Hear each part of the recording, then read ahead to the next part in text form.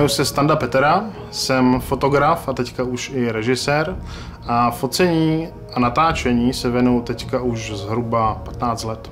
K focení jsem se dostal díky svojí tehdejší francouzské přítelkyni, která byla fotografka a která mi ukázala, že focením se vlastně dají vyprávět příběhy daleko komplexnější, než to jsem do té doby byl schopný vlastně tušit.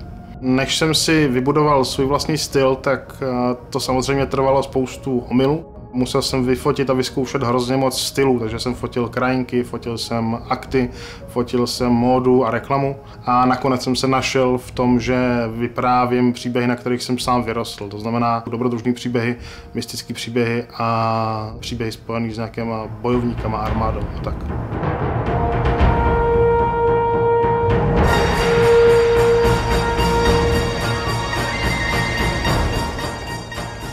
Foťáky Fuji jsou pro mě jako zjevení, upřímně, protože vlastně já jsem začínal na středoformátu digitálním s Hasselbladama.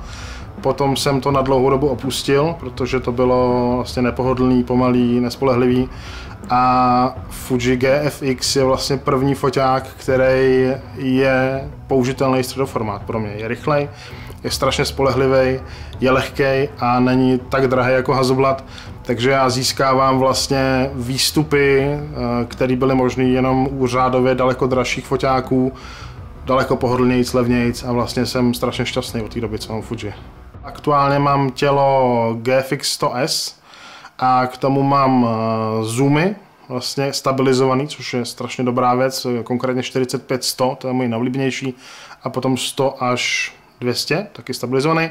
A k tomu mám ještě pár pevných skel, když potřebuju fungovat v nějakých situacích, kde je méně světla a prostě fotit ve tmě.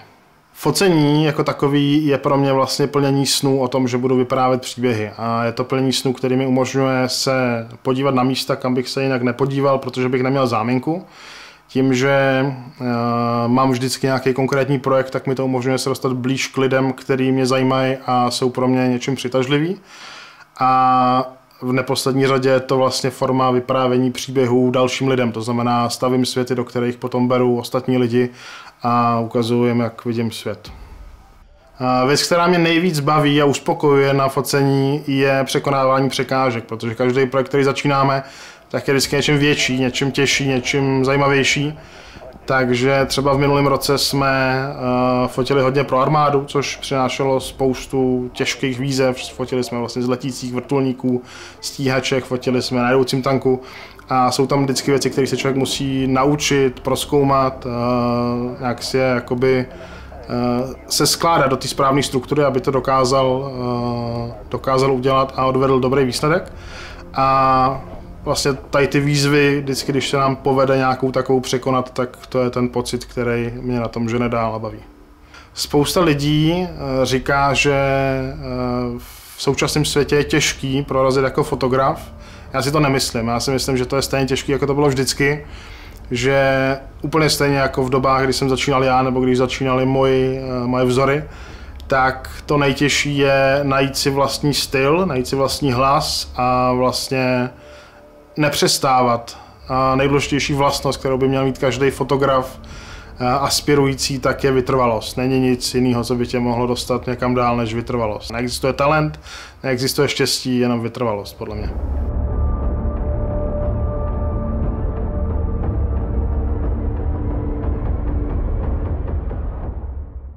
Tahle fotka je z projektu, který je můj srdeční. Je to moje srdeční záležitost. Je to projekt, který jsme fotili v Nepálu, vysoko v horách, v odlehlé oblasti, kam člověk normálně potřebuje povolení.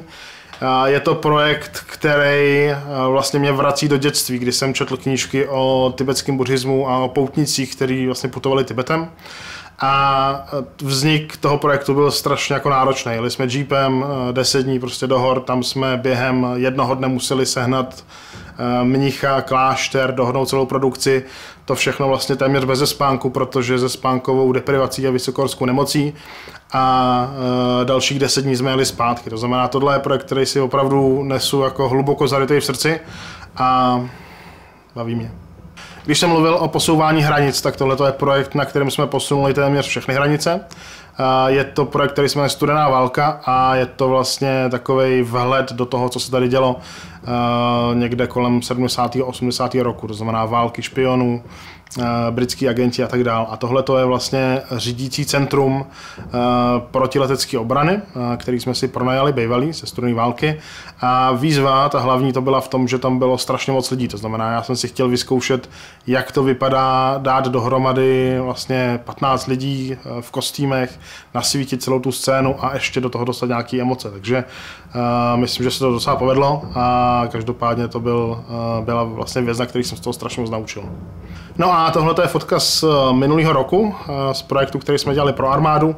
A zajímavá je pro mě hlavně v tom, že všechno, co na ní vidíte, tak je reálný. To znamená, ty vrtulníky tam reálně jsou, reálně střílejí z palubních kulometů, ty vojáci tam reálně běží a vlastně zasynchronizovat tohleto všechno dohromady, tak, aby nikdo neumřel, bylo to bezpečný.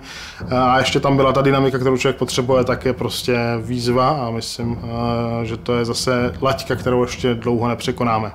Minimálně do příštího projektu.